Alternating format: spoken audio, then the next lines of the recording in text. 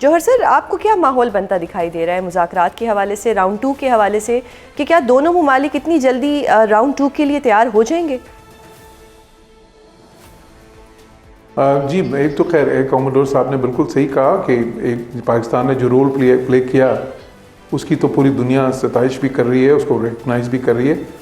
اور یہ بھی بالکل صحیح ہے کہ دیکھیں اس قسم کے جو مذاکرات ہوتے ہیں، اور میں نے تو خیر پہلے ہی اس پہ کہا تھا کہ یہ اتنے کمپلیکیٹڈ کی میٹرز ہیں، خصوصاً جو نیوکلیر ایشو ہے، اور پھر یہ آبنائے ہرمز کا بھی معاملہ جو کہ پہلے نہیں تھا، لیکن اب ظاہر ہے وہ ایران سمجھتا ہے کہ اس کے لیے سب سے بڑی لیوریج ہے، تو یہ کوئی اتنا آسان نہیں ہوگا، یہ تو ایک ڈریم سینیریو ہوتا کہ ایک ہی راؤنڈ میں سارا کچھ سیٹل ہو جاتا، لیکن جو ایک بہت خوشائند بات تھی وہ یہ تھی کہ بہت سے معاملات اس میں جو ہے بالکل اتفاق کے قریب وہ پہنچ گئے ہیں، اس میں صرف جو ہے اب 2-3 معاملات رہ گئے ہیں جس پہ کہ زیادہ اس وقت مذاکرات کی ضرورت ہے۔ اب میں یہ سمجھ رہا ہوں کہ یہ جو وقت ہے اس وقت، جو کولنگ آف پیریڈ بھی کہہ سکتے ہیں، لیکن ساتھ ہی ساتھ یہ ایسا وقت ہے کہ جس میں دونوں سائڈز یہ کوشش کر رہی ہیں، دونوں فریق یہ کوشش کر رہے ہیں کہ ان کی بارگیننگ پوزیشن بہتر ہو، اس کے لیے وہ پوسچرنگ کر رہے ہیں، ایک وار آف ورڈز بھی جاری ہے، لیکن ساتھ ہی ساتھ جو ہے نا کچھ اور ان کے ایکشنز دیکھیں، اور وہ اہم ہیں، مثلا امریکہ نے جو یہ بلاکیڈ کیا ہے، نیول بلاکیڈ جو کیا ہے ایران کا، تو اس سے انہوں نے کیا حاصل کیا؟ انہوں نے بیسیکلی ان کی وہ جو ایک لیوریج تھی اس کو نیوٹرلائز کرنے کی کوشش کی ہے، یا بہت اس کو جو ہے سمجھ لیں کہ اس کو لیسن کرنے کی کوشش کی ہے، تو اور وہ میں سمجھتا ہوں کہ اس سے فرق پڑا بھی ہے، وہ ایک کیونکہ ایک وہ ان کی کیپیبلٹی ہے، وہ بلاکیڈ جو ہے ایران کی اس لیوریج کو کم کرے گا بھی، اور پرابلی ان مذاکرات میں پھر جو اگلا راؤنڈ ہوگا اس میں شاید ایران اتنا زیادہ انسسٹ نہیں کرے گا، اپنا ہرمز والے جو اس پہ وہ کہہ رہے تھے کہ جی اب ہم آگے آنے والے دنوں میں بھی یہ چاہتے ہیں کہ اس پہ ہمارا کنٹرول رہے، یا کوئی ایسا میکنزم ہو جس میں ایران کا ایک بہت ہی نمایاں حصہ ہو، تو ایک تو وہ پوائنٹ ہے۔ تو سر آپ یہ کہہ رہے ہیں کہ ایران فلیکسیبل رہے گا؟ جی میرا اندازہ ہے کہ اب جب بھی اگلے مذاکرات شروع ہوتے ہیں تو ان کی تھوڑی سی فلیکسیبلٹی اس پہ پہلے سے بڑھے گی، کیونکہ اب ان کو یہ اندازہ ہو گیا ہوگا یا ہو جائے گا آنے والے دنوں میں کہ ان کی وہ جو لیوریج ہے وہ ہے تو ضرور، لیکن اتنی نہیں ہے جتنی وہ سمجھ رہے تھے۔ میں نے پہلے بھی اپنے کامنٹس میں کہا تھا کہ وہ اپنا ہرمز والا کارڈ جو ہے تھوڑا سا وہ شاید اوور پلے کر رہے ہیں کسی لحاظ سے، کیونکہ وہ دیکھیں اس کو بھی انڈیفینٹلی آپ اس طرح نہیں رکھ سکتے، کیونکہ جب آپ اس طرح کوشش کریں گے تو پھر امریکہ کے پاس بھی کئی آپشنز تھیں، باقی دنیا بھی دیکھیں اس وقت کانفرنس ہو رہی ہے، یو کے اور فرانس مل کے کر رہے ہیں، تو دنیا بھی اس میں کئی قسم کی پھر ظاہر ہے کہ اس کا ریاکشن کئی طریقے سے آ سکتا ہے، کیونکہ وہ آپ جب ایک بالکل چیز ایسی کریں گے جو انٹرنیشنل لا کے بھی خلاف ہے، جو ہے نا ایون جنگی قوانین میں بھی نہیں آتی کہ آپ انٹرنیشنل واٹر ویز بند کر دیں۔ آن دا ادر ہینڈ دیکھیں بلاکیڈ جو ہوتا ہے، نیول بلاکیڈ آپ کر سکتے ہیں جنگی قوانین کے تحت، آلدو کہ اس میں کچھ کیویٹس ہوتے ہیں کہ آپ جو ہے نا جو فوڈ آئٹمس ہیں یا ادویات ہیں یا اس قسم کی چیزیں ہیں کچھ ان کو نہیں روکتے، لیکن بلاکیڈ ایک جو ہے نا وہ انٹرنیشنل لا میں اس کی جگہ ہے، لیکن انٹرنیشنل واٹر ویز کو بالکل بلاک کر دینا اس کی نہیں ہے اس طرح سے۔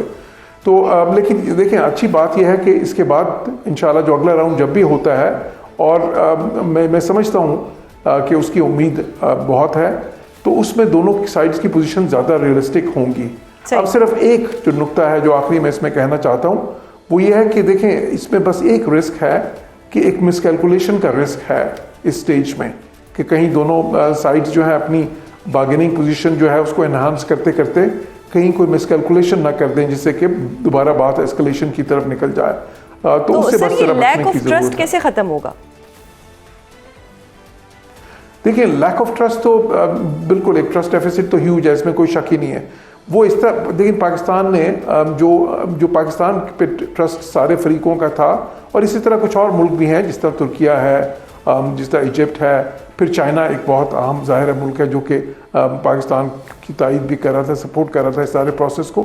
جو ان کی اپنی کریڈیبلٹی ہے ان ملکوں کی، وہ اس کو استعمال کرتے ہیں اس ٹرسٹ ڈیفیسٹ کو یا اس خلیج کو، جو ٹرسٹ کی ایک خلیج ایگزسٹ کرتی ہے اس کو پاٹنے کے لیے، اس کو برج کرنے کے لیے۔ تو اور دیکھیں جب کوئی فریق جنگ کی حالت میں ہوتے ہیں تو ظاہر ہے کہ اس کا ٹرسٹ تو بہت ہی لو لیول پہ ہوتا ہے، تو اس میں پھر یہ فیسیلیٹیٹرز یا میڈیٹرز جو ہوتے ہیں یہ ان کا رول ہوتا ہے کہ وہ پھر اس ٹرسٹ کو انہانس کرنے کے لیے اپنی کریڈیبلٹی جو ان سی ہے اس کو